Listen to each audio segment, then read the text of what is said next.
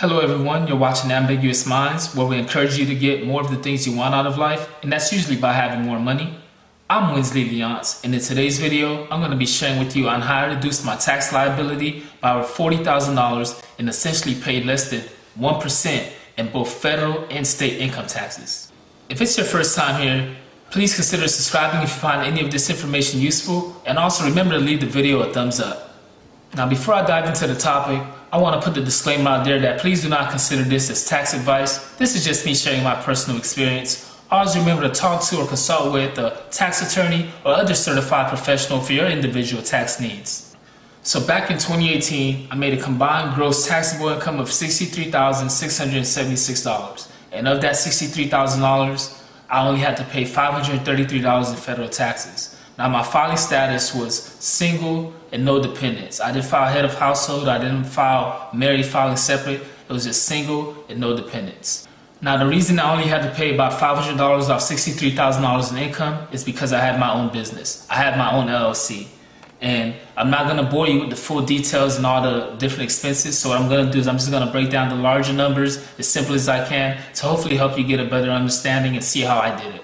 Okay, so to break it down, from my W-2 wages, I made about $57,000. Then I made $5,000 from my 1099 business income. And then for the short time that I was unemployed, I made about $693. And that brought my total income to about $63,676. However, because it was my first year in business, I had a lot of expenses my very first year. My expenses totaled out to be $46,331.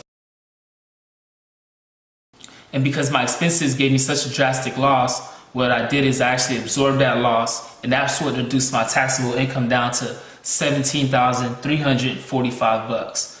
So that's what the number I was starting at when going into filing my taxes. So that was the first step in reducing my liability, because I reduced it just in business expenses by $46,331. So when I went to go file, now I'm starting at the $17,000 mark, and at the $17,000 mark, I still get my standard deduction of $12,000, and that brought my taxable income down even lower. So after taking the $12,000 off the $17,000, that brought my taxable income down to $5,345. And because the way I had my W-2 set up, because the way I had my W-4 set up, that year I ended up actually paying $7,975 in taxes. So because I paid so much in taxes because of how my W-4 was set up, that gave me a refund from the feds of $7,442. So the $7,442 was just the federal income. Now for the state tax income, I'm not going to get into the details or fully with that, mainly because I don't really understand how to fully explain it, so I don't want to cause any more confusion. However, it did start me off at the same $17,000 of taxable income, and from the expenses and deductions that I got from the state, it pretty much reduced my tax liability to them where I didn't owe them anything. So everything that I paid, which was about $2,700, what they did is they just refunded all that back to me.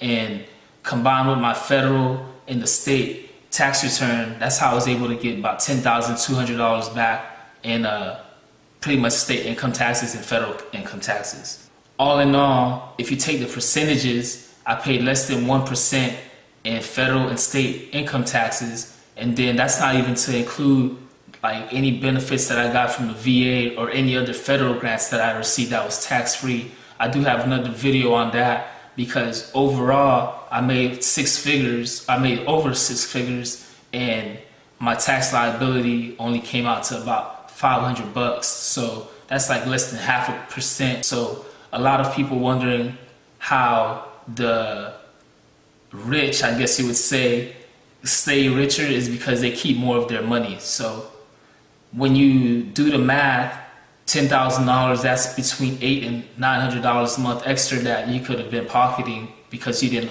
owe that in tax liability. So rest assured, I did readjust my W-4 to where, let's just say, instead of having to wait for a tax return, I'm getting it paid out throughout the course of the year. Now, at first, I was going to file and do this myself through Credit Karma using their free services. However, because it was my first year and I wanted to make sure I was doing everything right, I ended up taking it to licensed professionals and they reassured me that everything was right. But just to have that extra boost of confidence, I went ahead and filed with them and everything went through smoothly. Alright, so just to give you guys a better look here, I'm going to sign in. As you can see, I use Jackson Hewitt Tax Services.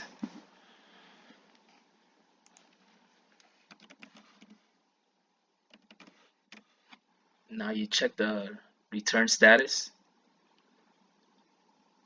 and as you can see here, the federal, I got 7,442, from the state 2,792, which brought my total expected refund to $10,234. Like I said, I went through Jackson Hewitt. However, you guys can go through any licensed professional that you choose. This is just the one that I went through. Thank you for watching Ambiguous Minds. Hopefully this video was able to help you out in some kind of way. Please do not reach out to me for any tax preparation or any kind of tax advice. However, if you are trying to get business credit or if you're a veteran that needs help in trying to get certain VA benefits, please reach out to me on my contact information below, because I do offer services on strategies on how to apply for business credit and also for veterans out there that are trying to get their VA benefits.